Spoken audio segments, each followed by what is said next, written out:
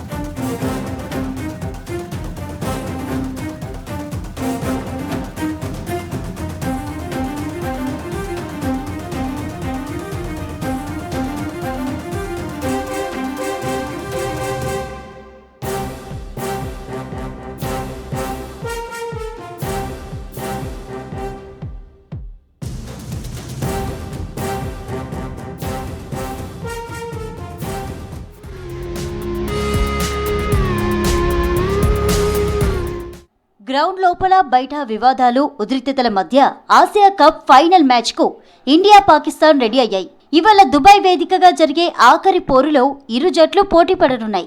ఈ టోర్నీలో ఆడిన 6 మ్యాచుల్లో వరుస విజయాలతో దూసుకువెళ్లిన సూర్యసేన ఫైనల్ పోరులో ఫేవరెట్ గా బరిలోకి దిగుతోంది. గ్రూప్ దశ సూపర్ 4 రౌండ్లో 2 సార్లు పాకిస్తాన్ను ఓడించిన టీమిండియా 3వసారి ప్రత్యర్థి ఆట కట్టించి ఆ టీం ప్లేయర్ల నోరు మూయించి ట్రోఫీ అందుకోవాలన్న పట్టుదలతో ఉంది.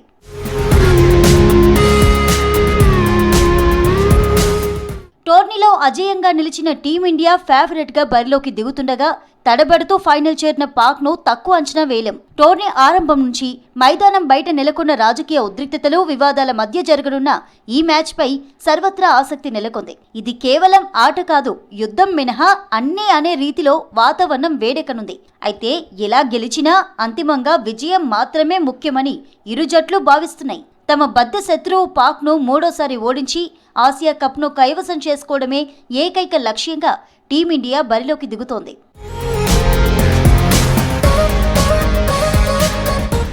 ఆసియా కప్ మొదలై 41 సంవత్సరాలలో వన్డే ఫార్మాట్లో 14 సార్లు, టీ20 ఫార్మాట్లో 2 సార్లు టోర్నీ జరిగింది. ఓవరాల్గా భారత్ 8 సార్లు విజేతగా నిలిచింది. కానీ ఒక్కసారి కూడా భారత్ పాకిస్తాన్ మధ్య ఫైనల్ మ్యాచ్ జరగలేదు. ఈ టోర్నీలో పాక్ జట్టు ప్రదర్శన తడబాటును చూస్తే ఈసారి కూడా అది సాధ్యం కాదని అనిపించింది. కానీ పడుతూ లేస్తూ పాక్ తుది పోరుకు అర్హత సాధించగా, మరోవైపు మంచి ఫామ్, అజేయమైన రికార్డుతో ఎదురుగా భారత్ నిలిచింది.